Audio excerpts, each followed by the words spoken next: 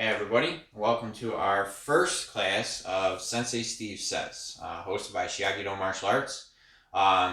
Today we're going to be working on some shadow boxing and some self-defense, and we're going to finish it off with Jacob's ladder. Alright, so shadow boxing. Shadow boxing is basically how you spar without another person. And it's not necessarily your shadow that you're sparring. The whole purpose behind shadow boxing is to kind of give you the feel of sparring another person without, and get your body used to the moving around that you would do, reacting to another person without actually having another person there.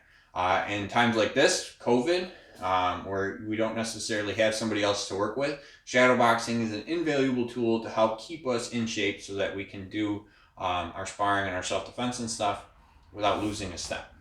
So how to do it? Shadow boxing is really easy. All it is just moving around, right, and doing your karate moves, okay? The point of it, however, is to put in your head somebody that you fought before, or yourself. It could be either. You could be thinking about how you would do things, or you could be thinking about if you got like a rival, somebody you like sparring against a lot because you guys push each other, or something like that, or just the last person that beat you. What you want to do is you're going to think about that person and how they move. And while you're moving around, you're going to try to move out of the way for their moves, right? Maybe throw some fakes, and you're going to be throwing some combinations and stuff in there as well. All right? There is no set way of shadow boxing. But the better of a hold that you have on your opponent's style, the more productive this will actually be for you. So for me, one of the people that I think about when I shadow box is somebody who actually hasn't done karate with me in a long time. I used to teach at a school. That school closed. When I worked at that school, one of the people that I used to work with literally day in, day out, every day, I found ourselves, we were kind of like rivals. We would spar each other all the time, but it was like a friendly rivalry. We worked together. We did pretty good. But I've had him in my head since I was 10 years old when I met him. And, you know, I know his style, and that works really well for me to be able to move around and have a good shadow boxing. So when I'm doing it, right, I know he's punching at my face a couple times, so I'm going to get my head out of the way, right? Maybe even more so than blocking, I'm going to get my head out of the way, right? But I can block, right? If I think about maybe somebody throwing a front kick or a side kick, I'm going to tap it out of the way, follow up my punch, get back to moving around, right? If this is sparring practice, tap and move, all right? While I'm doing that, we're going to throw in some combos, okay? The first one we're going to do is jab, jab. 2 punches on the same side. So as I'm moving around, dodging, maybe a leg block or something, 2 punches right to the underside of his rib cage, right? As I come around, I'm going to keep my guard up, maybe try it the other side, keep moving around, all right? While I'm doing this, and while you're doing this at home, if you have a combination in your head that you want to work on, it doesn't mean that's the only thing that you're doing. Shadow boxing is supposed to be very aerobic. If I was just working on combinations, I'd lock my feet down, start with my combination. Punch, punch, punch, punch, okay? But it's not. That's not what I'm doing. I'm shadow boxing. So if I'm moving around, right, I gotta throw my blocks in. I gotta throw my dodges and my foot motions around, okay? So the first combination that I want you to throw in is just that punch, punch. So as you're moving around, punch, punch, maybe dodge, block, punch, punch, right? Maybe they're a kicker. They do kick. And I'm going to keep it up, right? Maybe that roundhouse kick comes up strong. So I'm block it strong. And I maybe do a back fist punch, right? Because that's how it's going to get out there, all right? The next one is just going to be punch, reverse punch, all right? So as I'm moving around, punch, punch. Moving around,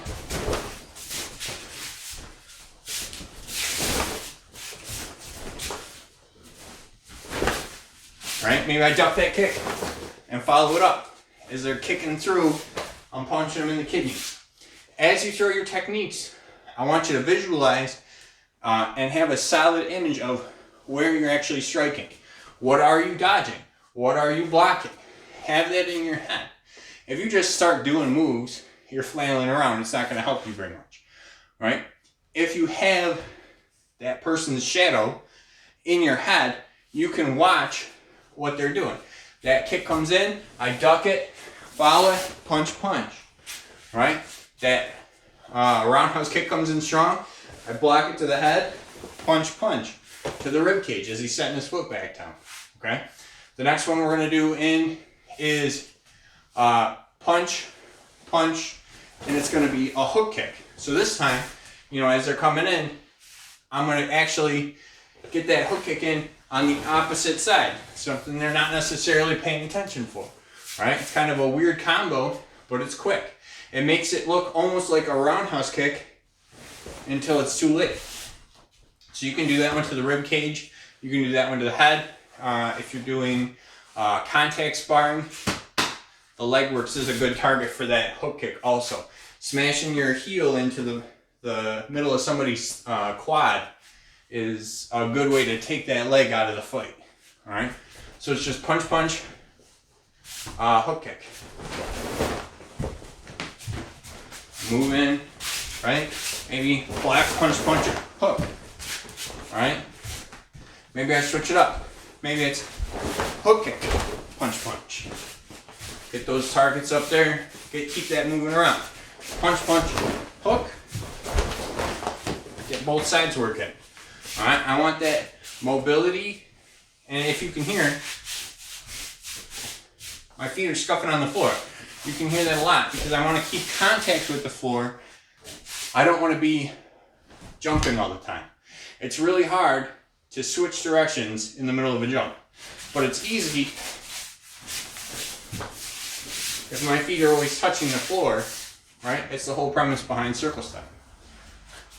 The last one we're going to do before I leave you guys to practice this is going to be jab, jab, front kick. So it's going to go, it can go one of two ways. It can either go punch, punch, kick on the other side, or it can go punch, punch, kick all on the same side.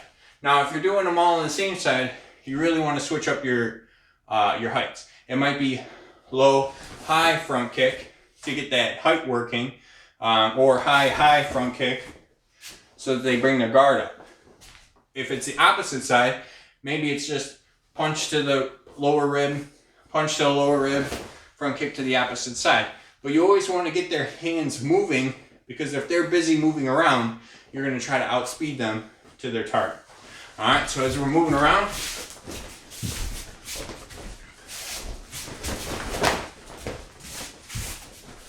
get that combo in there.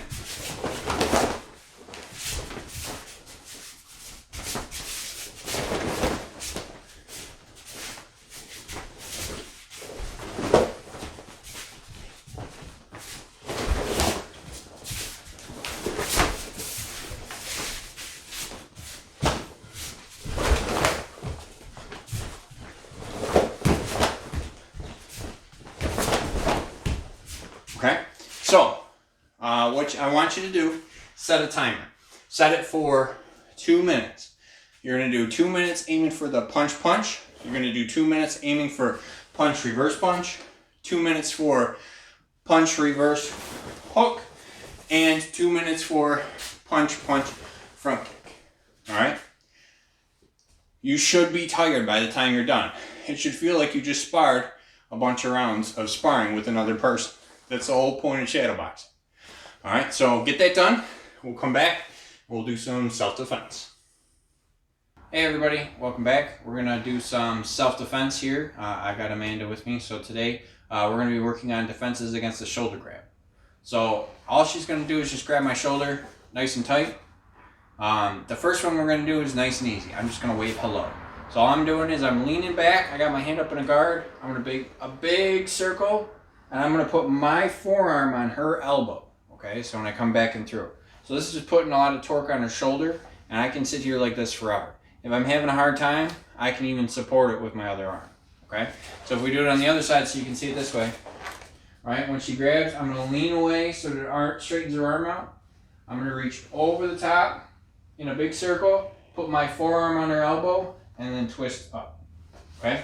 So all I'm doing, the motion here is come over and up like this, all right? Over and up.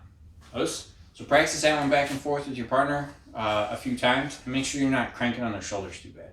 We want our partners to stick around so they keep working with us. The next one is for if somebody's like bigger and stronger than you. So if they're about as strong as you, you can get that waving one to work pretty well.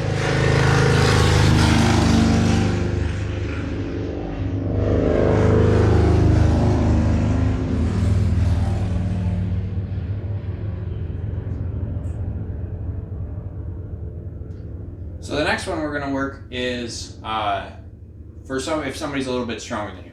That waving one works well if they're about as strong as you, but this one's going to be in case they're stronger. So what I'm going to do here is just secure her hand so that it doesn't come off and come across with the forearm to her elbow, okay? Now if her elbow is straight, it's going to break. If it's bent, it's just going to twist and it's going to crank on her shoulder, and that's not going to feel very good. From here you can continue it like we did with the other one, except I'm in a much better position because I got my whole palm behind it. Or I can come in and kick her knee out with my other foot, okay? So from here, all it's going to be is catch, hammer fist, okay? So if she does it to the other side, catch, hammer fist. And I'm coming right to the side of that elbow. So practice that one. Make sure you don't smash your partner's elbows. They're fragile, or your partner's fragile, or both, right? We don't want to kill anybody. Not yet. All right. Defensive side kick is the next one here. So what we're going to do from here, the difference between a side kick and a defensive side kick is where I put my chamber. In a regular side kick, I'm going to chamber here, and then I would swing my foot up, and I might not have that room. If she's pulling me in closer, I definitely don't have that room. So what I'm going to do is I'm going to chamber my knee away from me. That gives me a lot more space in this foot. Boom, I'm going to come up and try to kick for her lower ribs. Okay? If I can only kick her in the hip, then I kick her in the hip. If I can only kick her in the knee, then I kick her in the knee. But I got to get that knee all the way over so that I can kick. So she grabs the other side, just real quick, knee, kick. Practice that one a few times. If you've got like a heavy bag or a focus mat or something, you want to put that in front of you so your partner can kick, or have your partner hold on to it so you can kick. That's a good spot to do that because you can't put a ton of force in that. It's going to end up being a push. That's okay. If they're grabbing you and you end up pushing them away from you, right? I have more options out here than I do in here. Okay, so just keep that in mind too. The last one we're going to do, it's kind of the meanest one. So she's going to grab my shoulder. All this is going to be is I'm going to take my hand and I'm going to hook down with a hammer fist. And as I'm hooking down with this hammer fist, I'm going to swing into my crane stance and pop up on her chin. Okay, so I'm going to use my footwork here too to give myself that little extra push. So I'm going to hammer fist down as I rotate into the palm heel. Okay, one more time on the other side. All right, so I'm going to come up, hammer fist down as I rotate up on my feet. I'm going to rotate here so I can do this palm heel. Okay, you're chopping their teeth together. Don't really smash your partner in the mouth. Trust me, it's not fun to have your teeth bend in the wrong direction, and it's really hard to get to a dentist right now. So keep that in mind. Don't smash your partner. All right. Work them back and forth 5 or 6 times each until you feel comfortable with them. All right. Other than that, good job. All right. So the last thing we're going to work on today is Jacob's ladder. Basically, all I did was I took 2 bows and I wrapped a jump rope between them. You can make this out of tape. You can make this out of your belt. You could do it with the lines in your floor, however you want to do it. This is what I happen to have to make it easy. Now, when you're making this, you want the squares to be about a foot to 1.5 feet apart, depending on how big or small you are. And I'm going to show you a couple ways to use this to help bump up your shadow boxing and your mobility game. So basically, the first thing that you do with this is just the side to side. So you're going to go, each foot touches inside each square twice. So it goes touch, touch, touch, touch, all the way down. And you're going to go back and forth. Now you can do this a couple ways. You can do high knees. You can do forwards and backs. Forwards, backs, forwards, backs, forwards, and back. You can do it every other.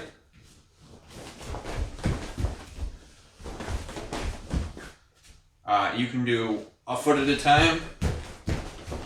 Alright? But what you want to be doing is going side to side as fast as you can. Now, you can also go through it straight and go through it forwards. So it would be the same thing. So touch every foot in the square.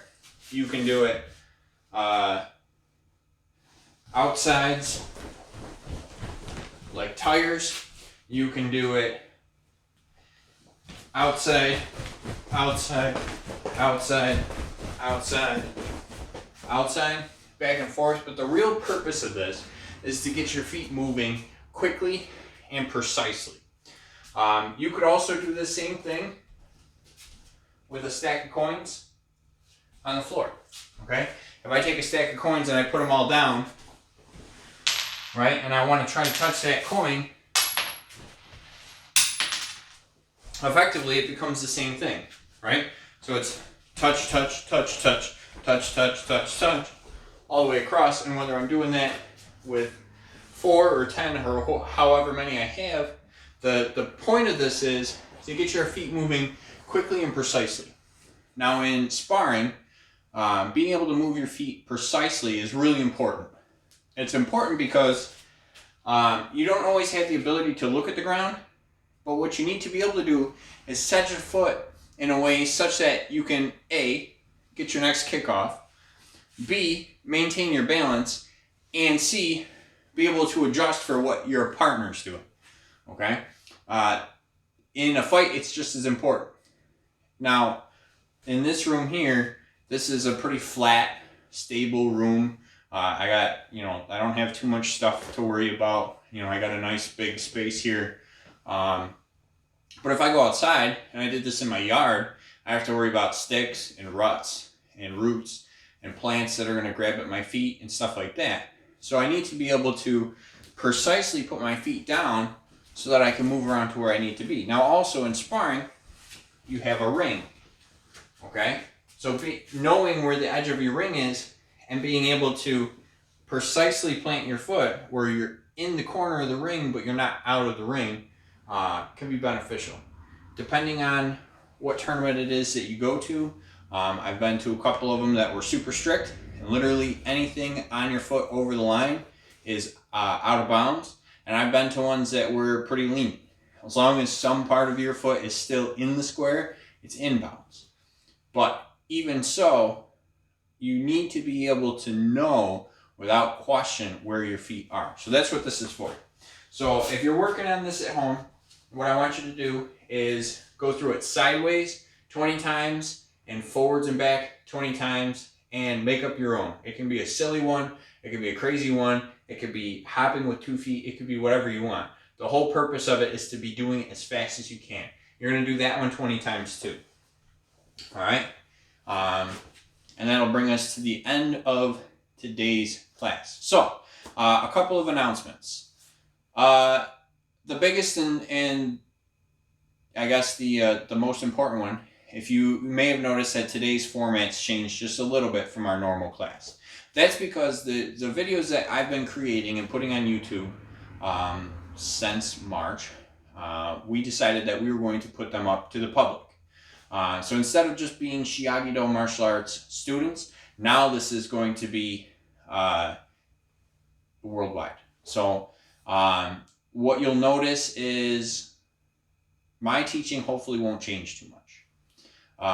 Some of the announcements and stuff will only be put onto the Dojo Expert site that my students use in order to get their instruction, to get access to the instruction. All the links for Zoom classes and stuff like that will only be on through the Dojo Expert stuff. Or the other thing that we have going on now is Patreon. So because we are putting these YouTube videos out to the public, We're also starting our Patreon supporter with this video. And one of the tiers gets you the ability to join us for our Zoom classes that are regularly scheduled. So this Friday, we've got our guest instructor, Sensei Bill from Ironically Martial Arts. He's going to be there. He's teaching his own specialty class. That's going to be a lot of fun. So if you are interested in that, make sure you keep an eye out for the email that's going to have the Zoom link in it. We're still doing the Avatar Challenge workout. That one's by Derby.com. They have a Avatar upgrade challenge. We're doing that for this whole month. Today's day 7. So we're getting those workouts done. If you're interested, it's not too late. You just jump in, you do your best. You can throw up your progress page onto our Facebook page, and all those links are below in the description. Last but not least, we have a sister school over in the next town over. Sensei Scott at SNS Fitness is offered for our adult class to be able to join his for the Zoom class. So if you're in the adult class and you're interested in doing that, check out the links at the Dojo Expert. I will put that in there also. With that, that's all I got for today. You guys are awesome as always, and you are dismissed. Us!